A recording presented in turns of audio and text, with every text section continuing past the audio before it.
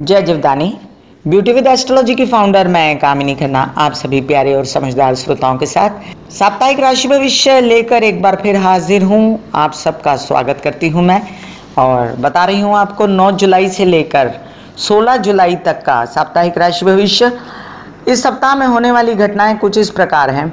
9 तारीख को गुरु पूनम है, व्यास पूजन है, विट्ठल नवरात्रि समाप्ति है, जिसका एक वीडियो हमने अपने फेसबुक और हमारे यूट्यूब चैनल YouTube/ब्यूटी विद एस्ट्रोलॉजी पे डाला है। आप देख सकते हैं गुरु पूनम की पूजा, गुरु पूनम विशेष। इसके बाद 11 तारीख को मंगल कर्क राशि में अपनी नीच राशि में प्रवेश कर जाएंगे दोपहर 2:59 को। 12 तारीख को संकष्टी चतुर्थी है, चंद्रोदय जो है वो 9:40 पर होगा। 16 तारीख को भानु सप्तमी कालाष्टमी है और सूर्य कर्क राशि में प्रवेश कर जाएंगे शाम 4:24 के बाद। गुरु पूनम जो है वो 8 तारीख को सुबह 7:31 से लग जाएगी और 9 तारीख को सुबह 9:36 तक है। तो जिन लोगों को 8 को मनानी है वो 8 को भी मना सकते हैं, वैसे 9 को भी मना सकते हैं गुरु पूनम। और उदया तिथि जो है वो 9 की है, तो जो प्रचलित गुरु पूनम इस बार मनाई जा रही है वो 9 को ही मनाई जा रही है। अब जानते हैं साप्ताहिक राशि भविष्य मेष से लेकर मीन राशि तक का।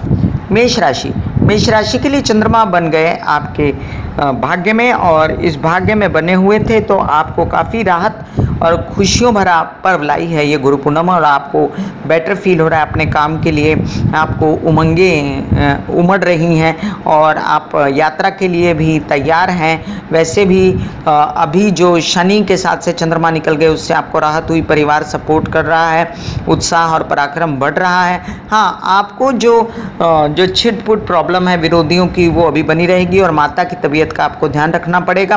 पैसे की स्थिति ज्यों की त्यों रहेगी। वृषभ राशि के लिए उनके लग्न में बैठा शुक्र इनको काफ़ी फायदा दे रहा है। ये काफ़ी उत्साही और रोमांटिक और मीडिया से रिलेटेड इनके काम बनने वाले बने हुए हैं।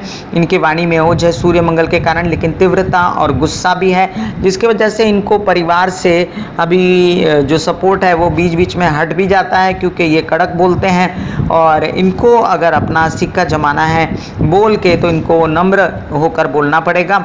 प्रवास के लिए भी उत्तम टाइम नहीं है। पत्नी, पार्टनर, स्पाउस के साथ जो आपकी थोड़ी सी अनबन है वो 26 अक्टूबर के बाद ख़त्म हो जाएगी। आप हनुमान जी की आराधना कर सकते हैं और जो माइंड आपका थोड़ा सा प्रॉब्लम में आपको लगता है कि है, उसके लिए आप वैसे भी आपके लिए हमेशा के लिए आप या लक्ष्मी नारायण या आप श्री कृष्ण राधा की आराधना कर सकते हैं।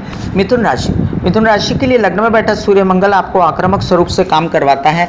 अब आपके ढेर सारे काम आप निपटा रहे हैं भविष्य में आपको जिनसे फ़ायदा होगा।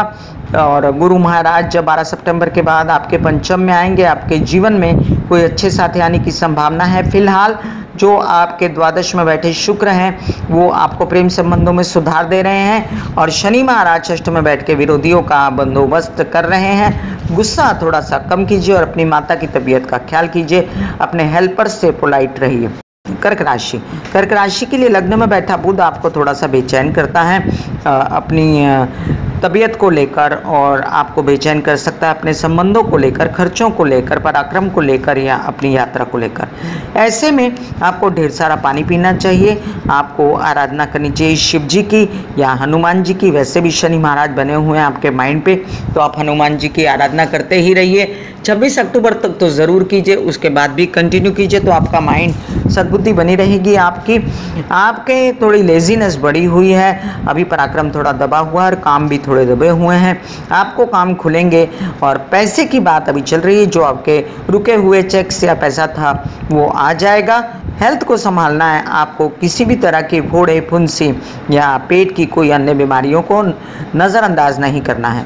सिंह राशि के लिए लग्न में बैठा राहु अभी इनकी पर्सनालिटी को एकदम उजागर नहीं करता और काम तो बन रहे हैं। इनके दशम में बैठा शुक्र इनको मीडिया से रिलेटेड काम दिलवाता है, इनको अपने पिता से सपोर्ट दिलवाता है, काम की जगह पर इनका मन लगता है। हालांकि माता की तबीयत खराब होने के कारण और घरेलू इनको सपोर्ट कम होने के कारण ये बेचैन हैं। और अभी जो पैसा आ रहा है उसको संभाल के रखने की हिदायत देती हूँ मैं, क्योंकि अनाप शनाप खर्चे होने जा रहे हैं। आपके पत्नी पार्टनर स्पाउस से आपके संबंध जो हैं वो 8 सितंबर के बाद ठीक होंगे और आपको खुद भी अपनी पर्सनालिटी में निखार आता हुआ नजर आएगा।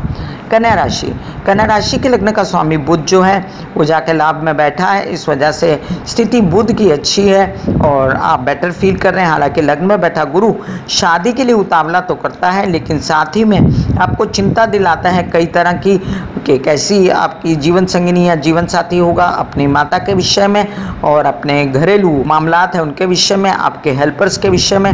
यात्रा अभी थोड़े दिन रोके रहिए और विदेश हो या देश में हो, यात्राओं को थोड़ा सा स्थगित रखना है। अगर जाना ही पड़े तो आप हनुमान जी की आराधना करके जा सकते हैं या आप सूर्य की आराधना करके विदेश के लिए जा सकते हैं।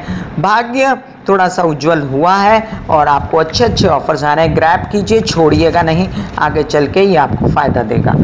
तुला राशि, तुला राशि के लग्न का स्वामी शुक्र उचित और अच्छे समय पे वृषभ राशि में गया है। आपको थोड़ी तबीयत से नासाजगी जो लग रही थी द्वितीय में शनि के कारण, उसमें काफ़ी रिलीफ है और आप बेटर फील कर रहे हैं अपनी हेल्थ के लिए। शनि महाराज की वजह से आपकी ज़ुबान कड़वी हो रही है, इसको संभालना है क्योंकि संबंध आपके और पैसा ये डिपेंड करता है आपकी ज़ुबान पर। घरेलू संबंध और साथ में आने वाला पैसा इधर उधर ना हो, इसलिए आपको अपनी ज़ुबान मीठी रखनी है। आपके वैसे 3-4 महीने के अंदर आपके पैसे आ ही रहे हैं। पिछले 18 महीने के अंदर आपको कोई ऐसी तकलीफ पैसे की नहीं होगी जो आपको बहुत ज़्यादा टेंशन में डाले। फिलहाल आपका भाग्य उज्जवल हो रहा है, उस पर ध्यान दीजिए। अभी जो काम नहीं बन रहे हैं वो आगे चल के बनेंगे, तो अभी से काम करना शुरू कीजिए। वृश्चिक राशि, वृश्चिक राशि के लग्न का स्वामी मंगल अष्टम में जाकर इनको अस्वस्थ बनाता है, बेचैन बनाता है, दुखी करता है और इस स्थिति से उबरने के लिए इनको या तो किसी गुरु के शरण में जाना चाहिए या श्री गणेश की आराधना करनी चाहिए। वैसे भी इनके लग्न में बैठा शनि इनको बेचैनी देता है और अब मंगल महाराज जब आगे चल के कर्क के हो जाएंगे तो इनको काफ़ी कुछ परेशानियां सॉर्ट आउट हो जाएंगी, लेकिन आधी अधूरी, क्योंकि इनके लग्न का स्वामी होते हुए भी वो नीच के हो रहे हैं और बुध के साथ रहेंगे तो कोई बहुत बड़ा फ़ायदा नहीं देंगे, लेकिन हाँ थोड़ी सी बेहतरी की उम्मीद आप कर सकते हैं। और अपने कर्मस्थल को अच्छा होने के लिए आप सूर्य को जल चढ़ाइए। धनुराशि, धनुराशि के लिए आपको मैंने कई बार कहा कि आप सूर्य को जल चढ़ाइए। वैसे आपको अच्छी स्थितियां आ रही हैं, द्वादश में शनि जरूर गए हैं लेकिन पहले से बेटर स्थिति बनी है। सूर्य के सन्मुख आने से, आप पर देखने से आपकी पर्सनालिटी पर पूर्ण प्रकाश पड़ा है और अभी आपके जो अपने पत्नी पार्टनर स्पाउस के साथ रिलेशन खराब हुए हैं वो आपके मंगल के कर्क में जाने पर अच्छे होंगे। लेकिन एक बात का ध्यान रखना है आपको कि अंदर मन मुटाव चलता रहेगा और कर्म को, काम को बहुत ध्यान से करना है। ऐसा नहीं कि काम कोई बिगड़ जाए, आपके स्वभाव के कारण मृदुभाषी रहना है आपको। मकर राशि, मकर राशि के लिए आपके सन्मुख बैठा बुध पूर्ण दृष्टि से आपको देखकर आपको व्यवसायी बनाता है। हालांकि कर्क में आने वाला चंद्रमा आपको बेचैन करेगा और थोड़ा सा ये बेचैनी जो है आपको रहेगी कि आपके विरोधी आपको बहुत अशांत करते हैं या आपको ऐसा लगेगा कि आपका भाग्य रुका हुआ है, काम नहीं हो रहे।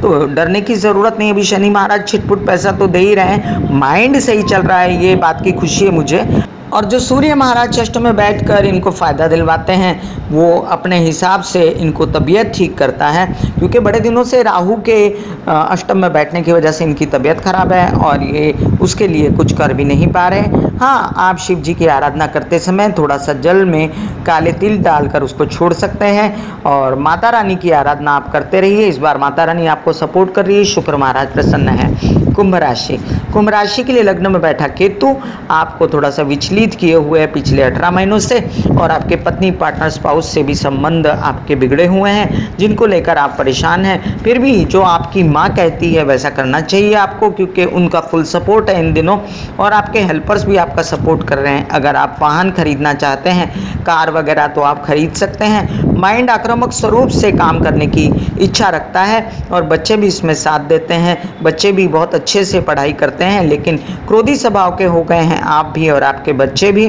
फिलहाल तो आपको ये देखना है कि धन कहाँ से आता है आपका, और जो जहाँ से धन आता है वहाँ से उसको लेने की चेष्टा कीजिए, क्योंकि धन रुका हुआ है आपका। और पेट को संभालना है आपको, पेट का ध्यान रखना है। मीन राशि के लग्न का स्वामी गुरु सन्मुख बैठकर इनको फुल सपोर्ट किए हुए हैं। हालांकि इनकी तबीयत अभी थोड़ा शनि के राश्यंतर से थोड़ी खराब थी और थोड़ा सा बेचैन हुए ये भाग्य को लेकर, काम को लेकर, लेकिन फिर भी इनकी यात्रा बड़ी सुखद होगी और यात्रा में इनका काम हो जाएगा, इनकी बेचैनी खत्म हो जाएगी। चतुर्थ में इनके जो सूर्य मंगल बैठा है, उनको इनकी प्रॉपर्टी खरीदने के लिए उद्यत करता है। इसमें इनकी माता की हेल्प लगती है, लेकिन अपने माँ की तबीयत का ध्यान भी रखना है आपको। और साथ में जो माइंड गलत सोच रहा है आपका, उसका भी ध्यान करने के लिए आपको शिव जी की आराधना करनी चाहिए। 1 लोटा जल या थोड़ा सा दूध आप चढ़ा सकते हैं शिव जी पर। षष्ठ का राहु आपको सपोर्ट करता है, लेकिन केतु द्वादश में आपके प्रेम संबंधों को बिगाड़ता है। 8 सितंबर के बाद ये संबंध ठीक होंगे और आपकी विदेश रिलेटेड यात्राएं भी खुलेंगी और खर्च पर भी कंट्रोल आएगा। मैं कामिनी खन्ना बता रही थी आपको मेष से लेके मीन राशि तक का राशि भविष्य। इसी तरह साप्ताहिक राशि भविष्य बताती रहूंगी, लेकिन मेरी आपसे विनती है कि मैंने एक YouTube चैनल नया खोला है, YouTube/कामिनी खन्ना म्यूजिक। उसको सब्सक्राइब कीजिए, लाइक कीजिए और शेयर कीजिए। बड़ी आभारी रहूंगी आपकी। और साथ ही में YouTube/ब्यूटी विद एस्ट्रोलॉजी को तो आप देखते ही रहते हैं, उसके लिए बहुत बहुत धन्यवाद आपके सपोर्ट के लिए। ब्यूटी विद एस्ट्रोलॉजी का नारा है कि पौधे लगाइए और व्यवसाय बढ़ाइए। बुध महाराज की स्थिति अपनी कुंडली में ठीक कीजिए। अपने माता पिता की सेवा करके शनि महाराज की भी शांति कराइए और राहु केतु इनकी भी शांति हो जाएगी। सास ससुर की भी सेवा करनी चाहिए, वो भी आपके माँ पिता समान हैं। या आप किसी भी बुजुर्ग की हेल्प कीजिए, जिससे आपके जीवन में प्रकाश आए। God bless you, take care and good bye.